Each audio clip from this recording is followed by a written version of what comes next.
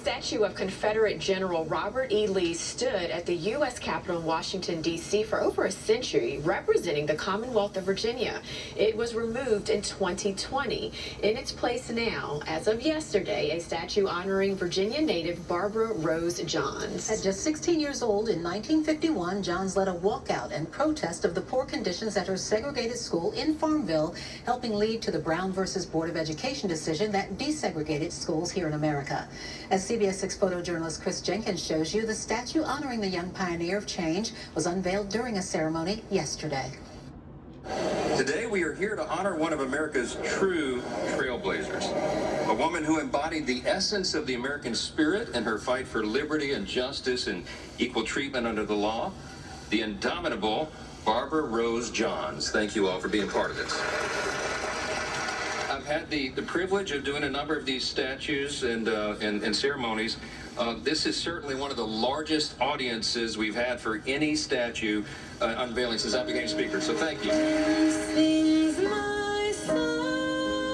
Let us be reminded of the deeply prophetic spirit that moved in Barbara's soul and inspired her at the age of 16 to lead fellow Moton students to take one giant step to move this nation towards a more perfect union. The school walkout that Barbara led on April 23rd, 1951, sparked the school desegregation movement that ultimately culminated in the landmark Brown v. Board of Education decision.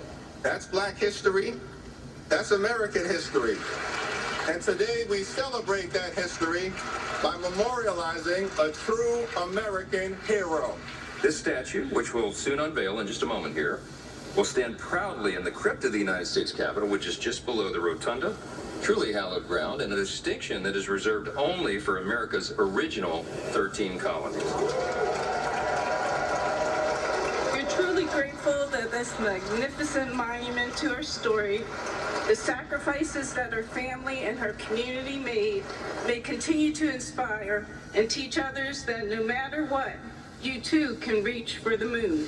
Barbara died September 25th, 1991, and left a journal of her thoughts. And I quote an excerpt from it. Quote, "And then there were times I just prayed, God, please grant us a new school. Please let us have a warm place to stay, where we won't have to keep our coats on all day to stay warm. God, please help us. We are your children too." You can't tell the story of how our nation struggled against and then overcame segregation without telling the story of the Moton School strike. Because separate was not equal. It never was, it never is, and it never will be. The landmark Brown versus Board of Education ruling wasn't just one case, it was actually 5 different cases that were combined into one. And at the center of those was Davis versus County School Board of Prince Edward County. At the center of that was Barbara Johns. And Virginia did not immediately accept the ruling of Brown. Instead, noticed the language in Brown, quote, "where the state has undertaken to provide it," and actually closed the schools in Prince Edward County to avoid integration by what they called massive resistance. And not just in Prince Edward County. In places across Virginia, including Northern Virginia, including Hampton Roads, a whole lot of school divisions decided to close their doors rather than integrate.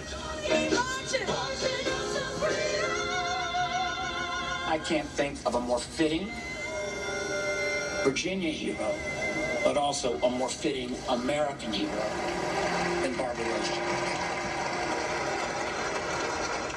It's remarkable. It said, "and a little child shall lead them." And it's just a reminder that no matter what age you are, you can have an impact and you can change how everything happens from that point forward. Amen to that.